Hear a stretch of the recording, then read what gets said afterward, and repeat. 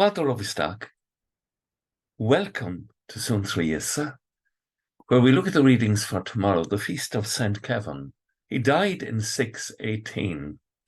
He's one of the patron saints of Dublin, and he was famed for his dedication to God.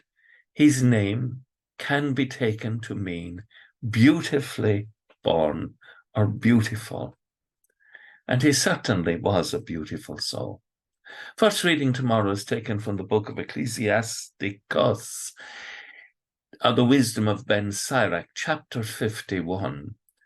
While I was still a youth, before I went travelling, in my prayers, I asked outright for wisdom.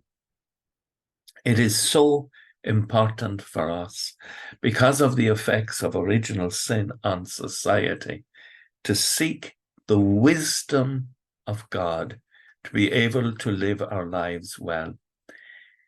Don't misunderstand this line. By bowing my ear a little, I received wisdom. It's the humble act of listening. Listening is almost a lost art in community. Unless we listen attentively with obedience, we will not hear God's wisdom.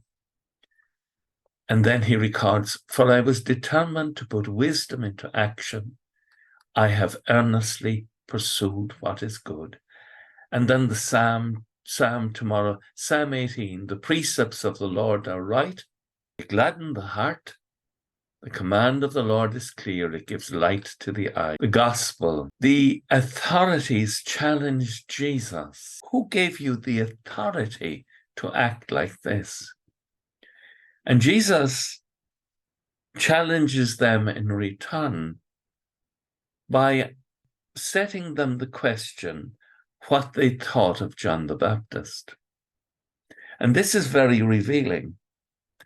They do not think about what God thought about John the Baptist or how John the Baptist was in line with the sacred scriptures. They're worried about what the people will think.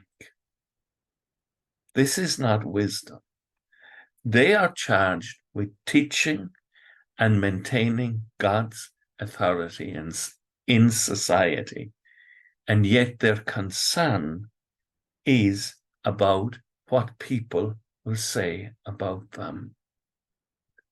Jesus very astutely points out to them that they have lost their way. And so he says, neither will I tell you my authority for acting like this, because they have no authority to question him, because they have deserted their own calling.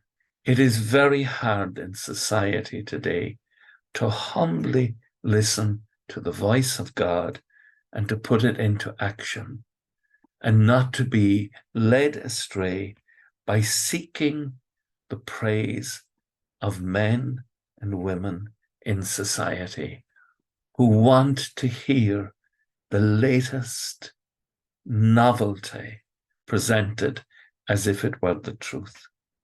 We need to be very careful.